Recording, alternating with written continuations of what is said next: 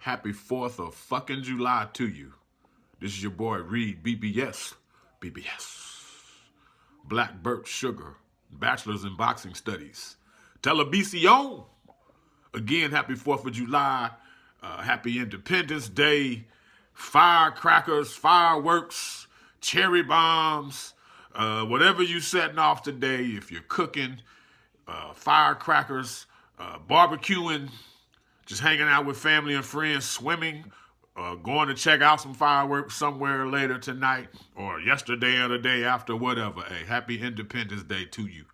I want to get straight into some boxing-related historical events that have occurred on Independence Day, July 4th.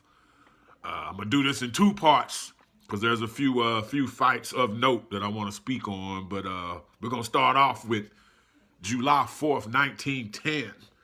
That's when Jack Johnson fought James J. Jeffries in Reno, Nevada, scheduled for 45 rounds. This particular fight introduced the terms fight of the century as well as great white hope into the sporting lexicon. Literally, fight of the century was first used for this fight, Johnson versus Jeffries.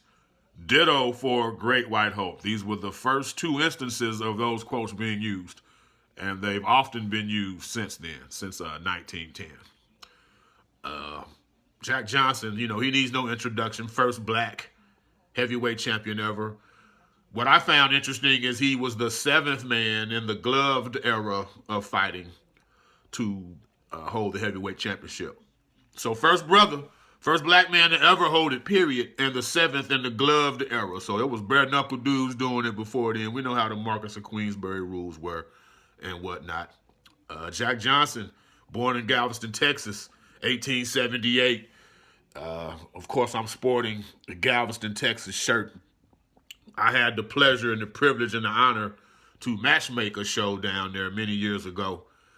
In my matchmaking days, Jamal Charlo was on the undercard of all people. So yeah, I got a little smidge of some history, and knowing Jack Johnson was from there, that was part of what prompted me just to do. It was a club show, wasn't nothing big.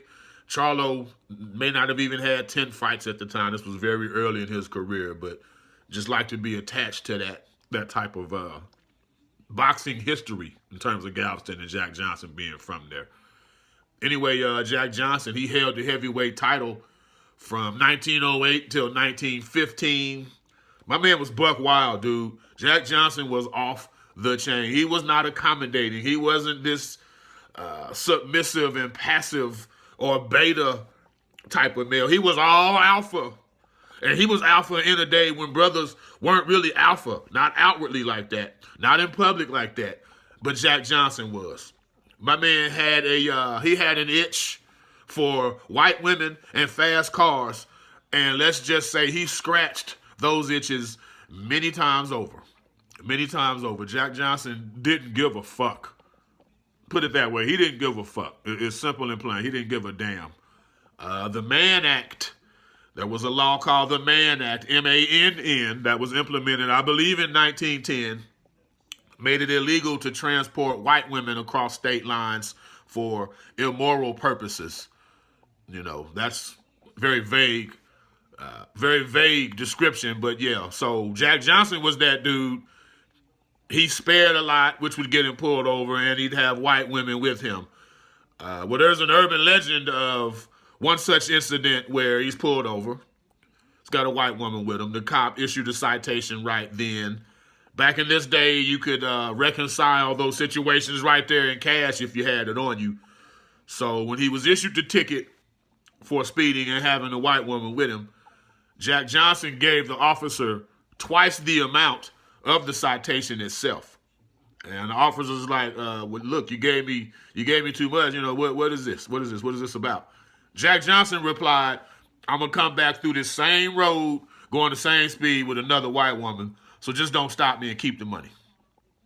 That's what type of dude Jack Johnson was. Back in the early 1900s. Again, he was born in 1878.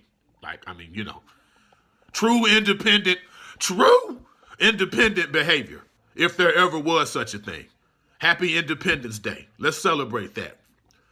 Let's get to Jim Jeffries. He was the, you have to have two to tango. He made this scintillating. Jeffries, he retired as undefeated heavyweight champion and was just doing his thing, living his comfortable life.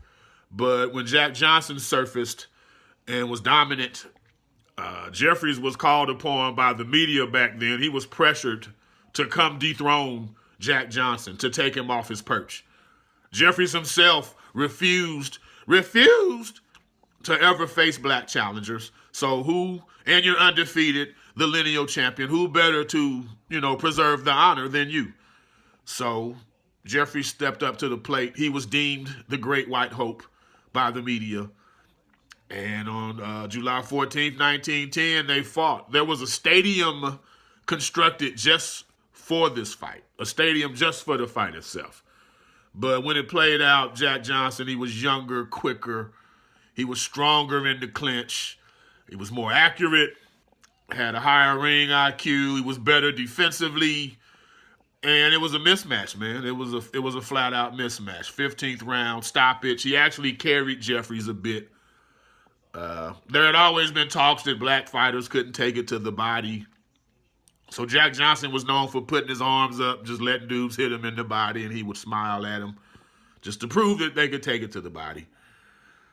After this fight with Jeffries, there were riots across the country, across the U.S. I'm talking in New York, Los Angeles, St. Louis, Houston, New Orleans, Arkansas, Nebraska. There was like as many as 20 plus deaths all told, just over the aftermath of this fight, man. Just over the aftermath of this fight. We're going to get into a part two of some other fights, but this is the most prominent one to have ever taken place on the 4th of July, Independence Day. And considering the climate, to your boy REED-BBS, there's no greater example of true independence on Independence Day than Jack Johnson versus James J. Jeffries, July 4th, 1910. REED-BBS. Blackbird Sugar, Bachelor's in Boxing Studies. When all is said and done, there's nothing left to say or do.